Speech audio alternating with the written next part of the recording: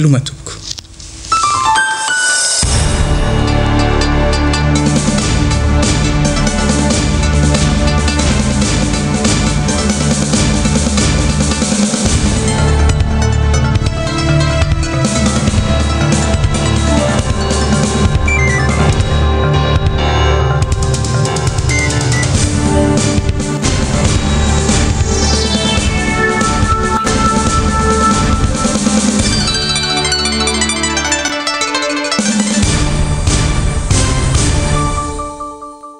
D'être avec nous pour ce journal L'économie. Pour commencer, c'est en 2008 que le premier cargo transportant de l'île Ménite malgache font quitter le port de Tolaniar pour percer le marché international.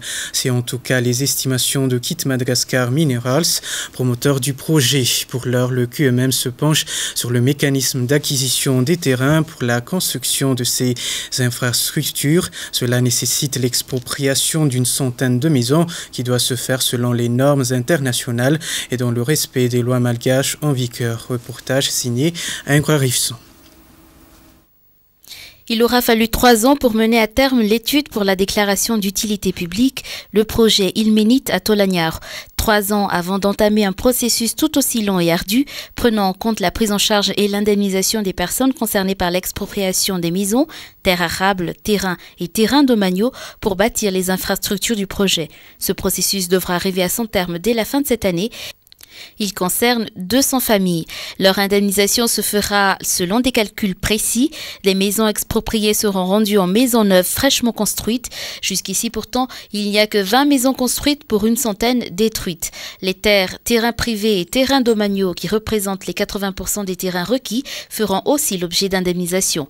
De plus, les paysans seront appuyés en formation en gestion de fonds et en techniques agricoles.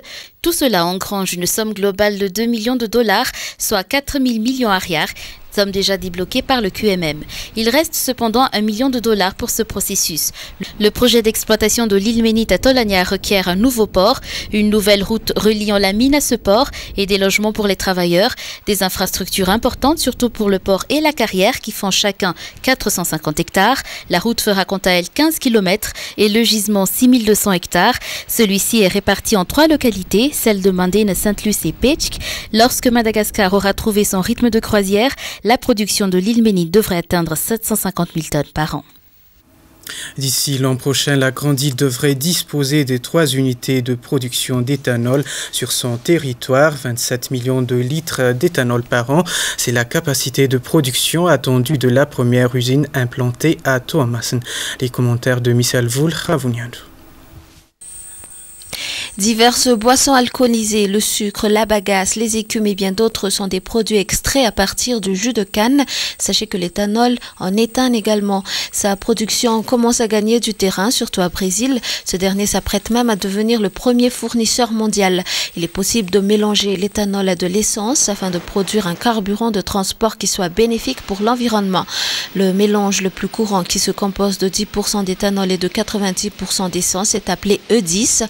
Ce carburant peut être brûlé dans le moteur de toutes les automobiles, surtout fabriquées à partir de 1980. Ce carburant est déjà commercialisé dans plus de 1000 stations-service au Canada. Madagascar n'est pas également en reste. La Grande Île se met aussi à l'heure du carburant. D'ici l'an prochain, la Grande Île devrait disposer de 3 unités de production d'éthanol sur son territoire, 27 millions de litres d'éthanol par an ou alors 90 000 litres par jour. C'est la capacité de production attendue de la première usine implantée à Toamassen. Madagascar, qui se trouve sur la même latitude que le Brésil et qui possède les mêmes climats pour devenir un grand producteur de ce produit. Le cartel vertical, un groupe opérant à la fois au Brésil, en Inde, en Indonésie et dans plusieurs autres pays du monde, s'est déjà engagé dernièrement à acheter 90% de la production d'éthanol dans le pays à raison de 0,7 $ le litre.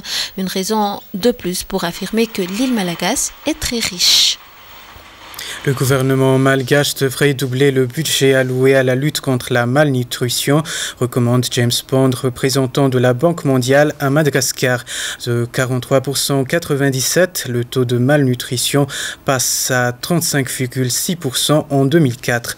À ce rythme, Madagascar devrait atteindre l'objectif du millénaire, rassure M. James Bond. Le point avec Arndant Andiamelsu. Les résultats de l'étude d'impact des programmes de nutrition ont démontré que Madagascar sera parmi des 4 pays africains qui pourraient atteindre l'objectif du millénaire pour la nutrition, selon le représentant résident de la Banque mondiale. En effet, l'analyse a montré, après 2 ans de programme Sécaline dans un site, une diminution de 10% du taux de malnutrition. Après 13 ans d'investissement et d'activité dans la nutrition, d'une valeur de 100 millions de dollars, Sécaline a mis en place un programme de nutrition communautaire dans 67 districts. Elle a également appuyé 9000 écoles primaires avec un programme de nutrition, santé et hygiène scolaire qui permet de cibler plus de 2 500 000 enfants d'âge scolaire. Malgré la régression du taux de malnutrition et d'insuffisance pondérale, la Banque mondiale suggère de doubler les investissements en matière de nutrition pour un meilleur résultat. Selon les explications, 60% des cas de mortalité infantile sont dus à la malnutrition et le retard de croissance durant les 3 premières années ne pourrait plus